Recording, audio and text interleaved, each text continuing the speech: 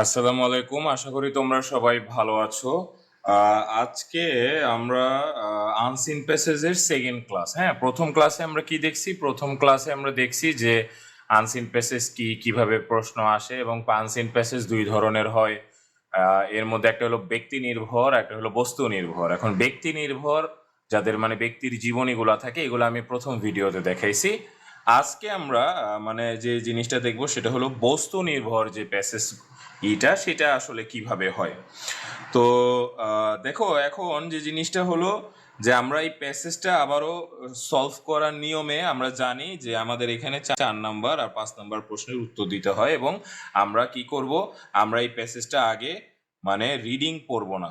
ঠিক আছে, আমরা এই প্যাসেজটা আগে রিডিং পড়বো না, এটা আমরা প্রথম ভিডিওতেও বলছি।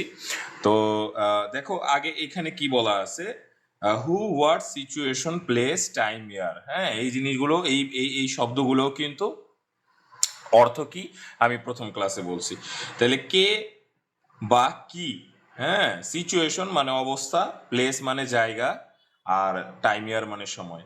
এখন এই প্রথমে কি বলছে দেখো, এখানে আমার কিওয়ার্ড গুলা খুঁজতে হবে। শূন্যস্থান মানে কিওয়ার্ড মানে কি, কিওয়ার্ড মানে যে লাইনগুলা দেওয়া আছে ওই লাইনগুলা পড়তে হবে।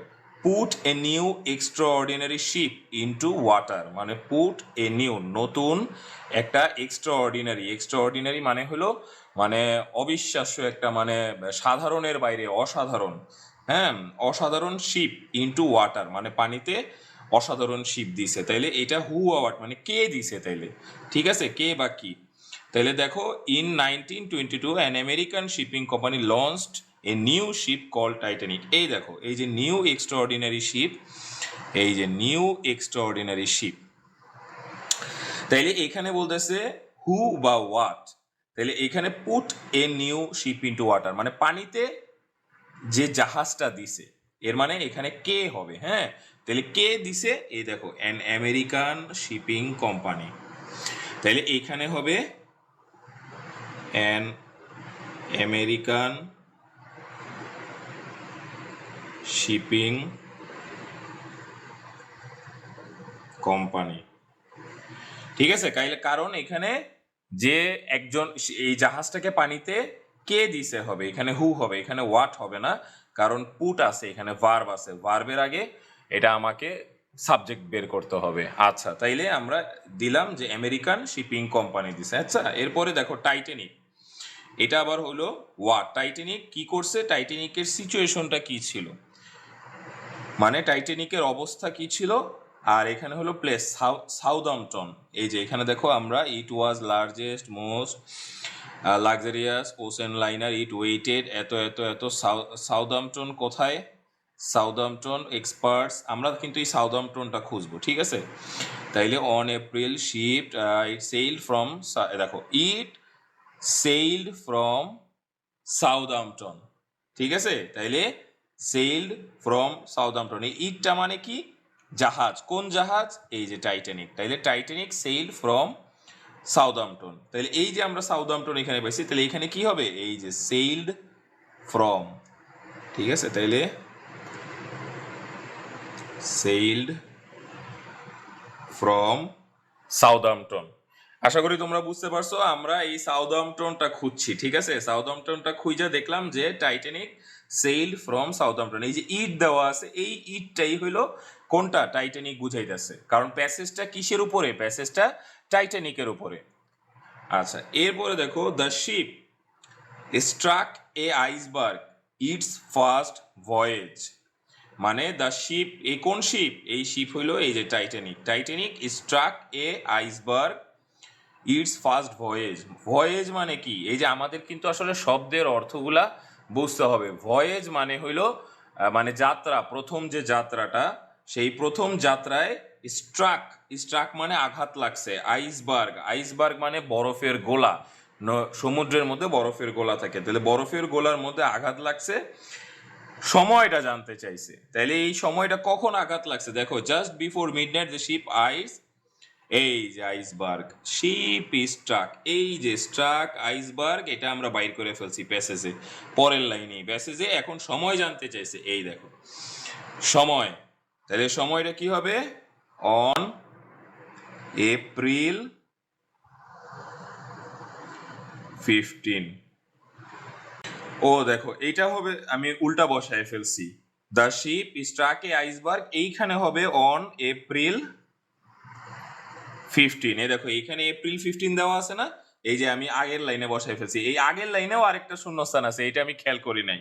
এই শূন্যস্থানটা কি হবে, এখানে কি চাইছে, এই সাউদাম্পটনে কবে প্রথম জাহাজ, এই যে এইখানে এই দেখো এই যে ইট সেল, এই যে অন এপ্রিল, এই যে এইখানে আবার আরেকটা আছে সময়, ঠিক আছে, এই সময়টা কিন্তু লিখতে হবে। এবং এই যে আমি দেখো এখানে আরেকটা ভুল করছি, এখানে আমি তোমাকে বলতে হবে অন এপ্রিল 15 কোন সালে, এই সালটা কিন্তু প্যাসেজে দেওয়া আছে 1912 সালে। তাহলে এর আগের ভিডিওতেও কিন্তু আমি বলছিলাম তোমাদের কি করতে হবে, তোমাদের এই সালটা লিখতে হবে যদি প্যাসেজে দেওয়া থাকে, ওই লাইনে না দেওয়া থাকতে পারে, ঠিক আছে, এই লাইনে নাই কিন্তু প্যাসেজে তো বলা আছে এটা 1912 সালের ঘটনা, তাইলে এখানে কমা দিয়া 1912। এবং এইখানেও, এইখানে কি সময়টা চাইছে দেখো এপ্রিল 10, এটা আমি ভুল লিখছি, এই যে এপ্রিল 10, এইটাও হবে 1912, ঠিক আছে। তাইলে কেন আমি কোন জায়গায় ভুলটা করলাম আমি মনে হয় তোমাদের বুঝাইতে পারছি, যে আমি এই যে শিপ স্ট্রাক আইসবার্গ, এই যে আইসবার্গ এটা হলো এপ্রিলের 15 তারিখ, এই যে 15 তারিখ আমি সালটা লিখছি। আর এই সাউদাম্পটন থেকে প্রথম রওনা দিছিল, এই যে ইট সেল ফ্রম সাউদাম্পটন, তাহলে কোথায় কবে, এই যে অন এপ্রিল। তাহলে আমাকে আগে পরে একটু খুঁজতে হবে লাইনটা, ঠিক আছে, কিওয়ার্ডের আগে পরে খুঁজে তাহলে ব্যবহার করতে হবে। তাইলে আশা করি তোমরা বুঝতে পারছো। এরপরে দেখো dash began to sink, began মানে শুরু হওয়া, সিঙ্ক মানে ডুবে যাওয়া। তাইলে এই দেখো, তাইলে বিগান টু সিঙ্ক মানে ডুবে যেতে শুরু করছে, এখানে আবার কি করছে এরা সময় দিয়ে দিছে, তাইলে আমার জায়গা দিতে হবে আর হু বা হোয়াট দিতে হবে, ঠিক আছে। তাইলে আমার এখানে কিন্তু মানে দুইটা শূন্যস্থান আছে, তাইলে দুইটা শূন্যস্থান হইলে এই দেখো কি হবে, Titanic, Titanic began to sink. তাইলে এই যে দেখো এই যে এখানে আমি কিভাবে বললাম, এই যে টাইটানিক বিগান টু সিঙ্ক, তাইলে আমি এই বিগান টু সিঙ্ক এখানে দেখলাম, এই যে বিগান টু সিঙ্ক, এই যে বিগান টু সিঙ্ক, তাহলে কে সিঙ্ক হওয়া শুরু করছে, টাইটানিক, ডোবা শুরু করছে টাইটানিক। সময় দেওয়া আছে, এই যে সময়, এই জিনিসটা এখানে দেওয়া আছে, শূন্যস্থান নাই, কিন্তু জায়গা দিতে বলছে, ঠিক আছে। জায়গা কোথায় ডোবা শুরু করছে দেখো তো, আমরা যদি যাই তাহলে কোথায় কোথায় ডোবা শুরু করছে, এই যে দেখো এইখানে কিন্তু একটা কঠিন জিনিস দিছে, এরপরে আশেপাশে কোথাও এই জায়গার নাম পরে লেখা নাই, কিন্তু আমি কি বলছিলাম, যদি পরে না লেখা থাকে তাহলে আমাকে আগে যাইতে হবে, আগে গিয়ে এই দেখো এই যে sailed on his first voyage across the Atlantic, ঠিক আছে, অ্যাক্রস দ্য আটলান্টিক। তাইলে এই আটলান্টিকে এই ঘটনাটা ঘটছে, এই জায়গাটা এখানে দিতে হবে। অনেকে এখানে কি ভুল করবে, এখানে এই সাউদাম্পটন ইংল্যান্ডের জায়গাও দেওয়া আছে, অনেকে এইটা দিবে, কিন্তু না, আসলে এখানে বলছে ডোবা শুরু করছে কোথায়, এই ডোবা শুরু করছে across the Atlantic, across the Atlantic, ঠিক আছে। এটাও একটা জায়গার নাম, এই সাউদাম্পটন একটা জায়গার নাম, কিন্তু সাউদাম্পটনে কি হয়েছে, সে শুরু করছিল যাত্রা, ঠিক আছে, কিন্তু তার যাত্রা কোথায় গিয়ে শেষ হওয়ার কথা, তার যাত্রা ফার্স্ট ভয়েসটা অ্যাক্রস দ্য আটলান্টিকে, এর জন্য এই যাত্রা শেষ হওয়ার আগেই সে ডুবে গেছে, এর জন্য এখানে অ্যাক্রস দ্য আটলান্টিক আমি দিছি। আশা করি তোমরা এটা পুরাটা বুঝতে পারছো। আমরা সামারিতে যাব। এই যে সামারি, সামারি লেখার কি নিয়ম, তাইলে একটা সামারি লেখার নিয়ম কিন্তু আমি আগেই বলছি, ঠিক আছে। এই দেখো আমি এখানে সামারি অফ ব্যক্তিগত নির্ভর প্যাসেজ, এটা আমি আগের ভিডিওতে দেখছিলাম। আজকে আমরা কি দেখব, আজকে আমরা দেখব বস্তু নির্ভর প্যাসেজের সামারি কিভাবে লেখে। আচ্ছা, এটা লেখার আগে কি কি করা যাবে না, আমি কিন্তু এর আগে মনে হয় ভিডিওতে জানাইছিলাম যে কি কি করা যাবে না। প্রথম কথা হলো লাইন চুরি করা যাবে না, মানে লাইন কপি করা যাবে না, এটা হলো মেইন জিনিস। তাইলে এখানে আমরা কতটুকু লিখবো, আগের মতোই 6-7 লাইন। এখন কি কি লিখতে হবে, এখানে একটু পার্থক্য আছে, ব্যক্তির জন্য আলাদা, তোমরা দেখছো বস্তুর জন্য কি, ব্যক্তির জন্য তোমরা কিন্তু খেয়াল করছিলা যে কি জন্ম মৃত্যু এগুলা হাবি যাবি অনেক কিছু, 4-5 লাইন, এখানেও 4-5 লাইন আমরা লিখবো। কিন্তু এই 4টা পয়েন্টে কি, এই যে এখানে শূন্যস্থান দেওয়া আছে, শূন্যস্থান মানে কি, এই যে বস্তুটা, এই বস্তুটা এখানে বসে যাবে, মানে বস্তুটা কি, বস্তুটা কি কি নিয়ে গঠিত, বা বস্তুর মাপ কি কি, তারপর ওই বস্তুটার ইতিহাস কি কি, বস্তুর কোনো গুরুত্ব আছে কিনা, আমাদের জীবনে বা বর্তমান সমাজে বা বর্তমান বিশ্বে এই পয়েন্টগুলো নিব। এখন দেখো এই যে এই প্যাসেজ থেকে লাইন চুরি কপি না করে আমাদের কি করতে হবে, বানায়া লিখতে হবে। হ্যাঁ, প্যাসেজ কিন্তু আমরা যদি একটু ঘুরে না দেই, আমি কিন্তু বলছি হুবহু লিখবা না, প্যাসেজের যে শব্দ আছে সেই শব্দ একটু পাল্টায় লিখতে হবে। এখন খেয়াল করো পাল্টায় লেখার মানে কি। পাল্টায় লেখার যে বাংলায় তোমরা পড়ছো না সমার্থক শব্দ, এটার ইংরেজিটা কি? এটার ইংরেজিটা হইলো সিনোনিম। ঠিক আছে, সিনোনিম মানে সমার্থক শব্দ। মানে তোমার বাংলায় যেরকম চোখ দেওয়া থাকে, তাইলে এরকম চোখের আরেকটা নাম হইতে পারে চক্ষু। ঠিক আছে, হ্যাঁ, এরকম চোখের অনেক নাম হইতে পারে। সেই ক্ষেত্রে আমি তোমাদেরকে এর আগে দেখাইছিলাম এর আগের ভিডিওতে যে যদি প্যাসেজে ডাইড লেখা থাকে বা মরে গেছে, আমরা লিখতে পারি পাস্ট অ্যাওয়ে, এটার মানেও মরে গেছে, বা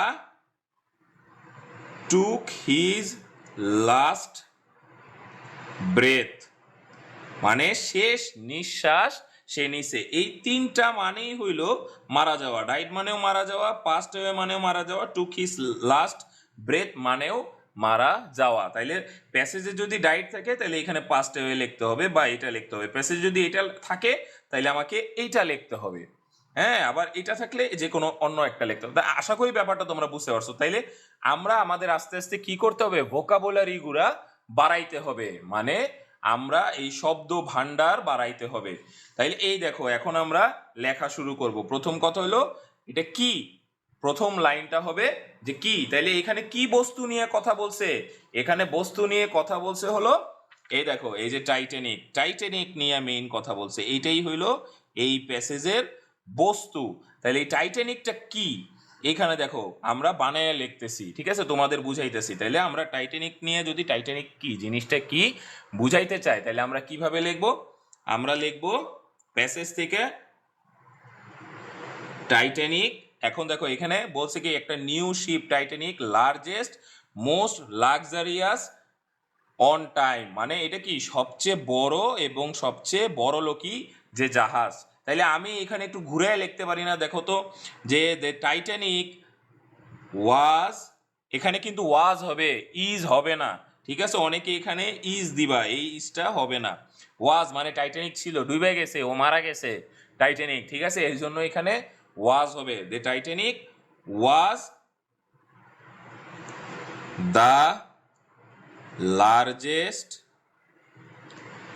and most luxurious ship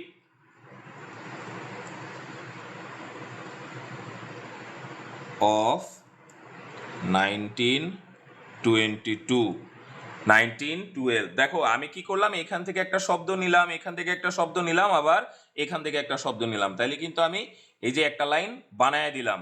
তাহলে টাইটানিক জিনিসটা কি এটা কিন্তু আমি বললাম। এরপরে দেখো বলতেছে টাইটানিক কি কি নিয়ে গঠিত, বা মাপ, টাইটানিকের মাপ কি, বা টাইটানিক কি কি নিয়ে গঠিত, এবং এখানে বলছে সংখ্যা, মানে ব্র্যাকেটে সংখ্যা দেওয়া আছে, মানে আমার দেখতে হবে এখানে সংখ্যাগুলা কি কি। তাইলে টাইটানিক আসলে কত টন, এত টন এবং এত টন প্যাসেঞ্জার মানে টাইটানিক ক্যারি করতে পারতো। ঠিক আছে, তাইলে ইট ওয়েটেড এবং ক্যারি। তাইলে আমাদের যে জিনিসটা দেখা যাবে, আমরা কি একটু ঘুরে লিখি, যে আমরা আগে এই শব্দটা লিখবো পরে এটা লিখবো। তাইলে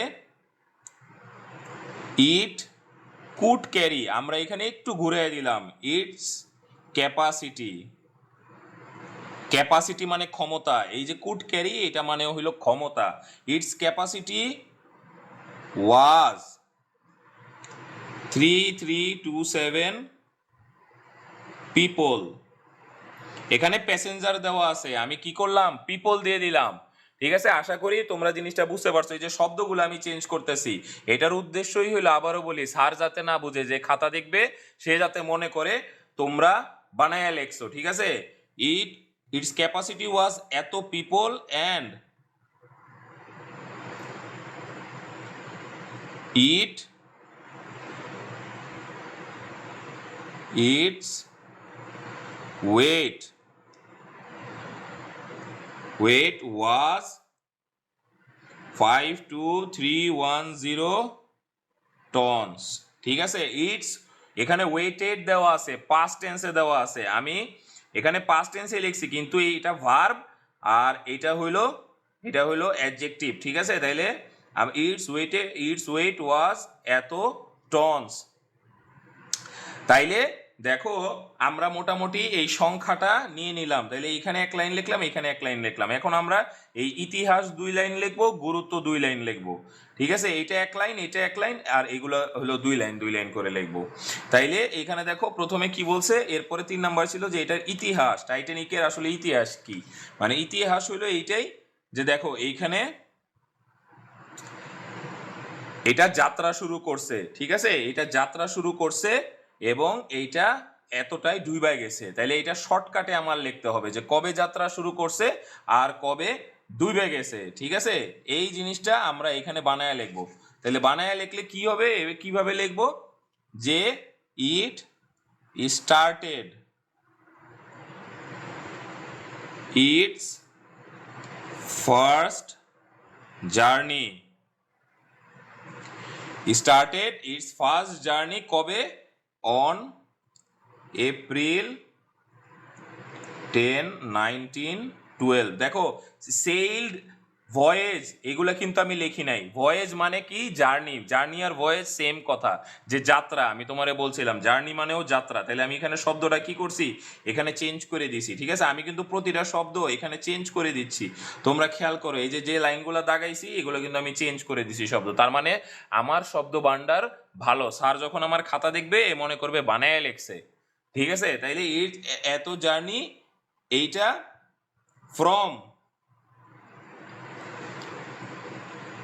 এই যে Southampton in England two new York United states, ঠিক আছে। মানে এইখানে শুরু করছিল, এখানে যাওয়ার কথা ছিল কিন্তু মাঝখানে আটলান্টিকে হয়ে গেছে, যে ডুবে গেছে। তাইলে এই জিনিসটা হলো ইটস ফ্রম ইংল্যান্ড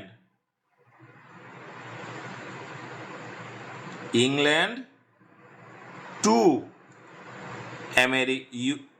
আমেরিকা। দেখো এই যে ইংল্যান্ডে শুরু করছে এবং যাওয়ার কথা ছিল কোথায়, আমেরিকা, ইউনাইটেড স্টেটসে। আমি কি করলাম, আমি ইউনাইটেড স্টেটস না লিখা আমেরিকা লিখে দিলাম, কারণ দুইটা দেশ কিন্তু একই, আমেরিকা ইউনাইটেড স্টেটস একই কথা। তাহলে ইংল্যান্ড টু আমেরিকা, বাট কিন্তু কি করছে, এইখান থেকে এখানে যাত্রা শুরু করছিল, but it could not complete it's journey and sunk across the Atlantic, ঠিক আছে। কিন্তু সে কুড নট কমপ্লিট, এই যে এই লাইনটা আমি পুরাটা বানায় লিখছি, could not complete it's journey, মানে সে তার যাত্রাটা শেষ করতে পারে নাই, এবং সাঙ্ক অ্যাক্রস দ্য আটলান্টিক, ঠিক আছে। তাইলে আমি এটার ইতিহাসটা কিন্তু একটু ঘুরাইয়া বানায়া লিখে দিলাম। আশা করি তোমরা বুঝতে পারছো, এইভাবে আমাদের একটু বানায়া লিখতে হবে, ঠিক আছে, অ্যাক্রস দ্য আটলান্টিক। এবং এরপরে এখন আমি লাস্ট লিখবো কি, আমার কি লাস্ট লেখার কথা, এই যে 4 নাম্বার, এই যে গুরুত্বটা লেখার কথা, এটা আমি 1-2 লাইন লিখে দিব। তাহলে আমার মোটামুটি কয় লাইন হয়েছে দেখো, 1 2 3 4, এই যে 4 লাইন অলরেডি হয়ে গেছে, আর 2 লাইন লিখে দিলে 6 লাইন শেষ। আর লাইন কিন্তু এইভাবে গুনতে হয় না, 1 2 3 4 এইভাবে গুনবা না, তুমি কিন্তু ফুল স্টপ গুনবা, ঠিক আছে। ফুল স্টপ গুইনা 5-6 লাইন লিখতে হবে। আচ্ছা, তারপরে সাঙ্ক অ্যাক্রস দ্য আটলান্টিক, তাহলে গুরুত্বটা দেখো কি হবে। গুরুত্ব এখানে কি ছিল, আসলে গুরুত্ব কিছু ছিল না এটার, যে এর জন্য আমি আরেকটা লাইন লিখা দিব। এই লাইনটা এখানে আমার এখন খুঁজতে হবে, বানাইতে হবে, যে জিনিসটা কি, যে রাস্ট কিভাবে হয়েছে, তখন জিনিসটা লিখবো যে অ্যাক্রস দ্য আটলান্টিক। এখানে আর আমার গুরুত্ব নাই, এখানে প্যাসেজের ভিতরে তেমন কোনো গুরুত্ব লেখা নাই। তাইলে আসলে কিভাবে হয়েছে এটাই লিখতে হবে, কিভাবে জিনিসটা ডুবলো। তাইলে বলতে হবে it struck an iceberg, struck an iceberg তারপরে এখানে দেখো